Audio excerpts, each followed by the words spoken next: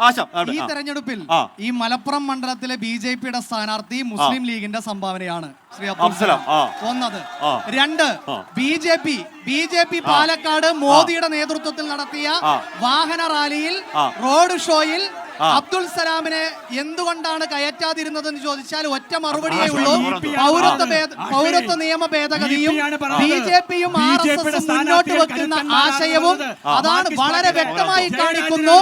ഇവിടെ ഒരു മുസ്ലിം നാമധാരിയാണെങ്കിൽ, ഒരു മുസ്ലിം മതവിഭാഗത്തിൽപ്പെട്ടവരാണെങ്കിൽ അവരെ മാറ്റി നിർത്തുക എന്നതാണ് ബിജെപി കാണുന്നത്. അതുകൊണ്ടാണ് ഇവിടെ മാറ്റി നിർത്തിയത്. ഒറ്റ കാര്യം ഇടതുപക്ഷത്തെ സംബന്ധിച്ചിടത്തോളം ഞങ്ങൾക്ക് ഒറ്റ കാര്യമേ പറയാനുള്ളത്, ഇവിടെ നിലപാടുണ്ടാവണം. ആ നിലപാടിൽ ഉറച്ചു നിൽക്കണം. ജീവൻ പോയാലും നിലപാടിൽ ഉറച്ചു നിൽക്കുന്നവരാണ് ഈ നാട്ടിലെ ഇടതുപക്ഷം.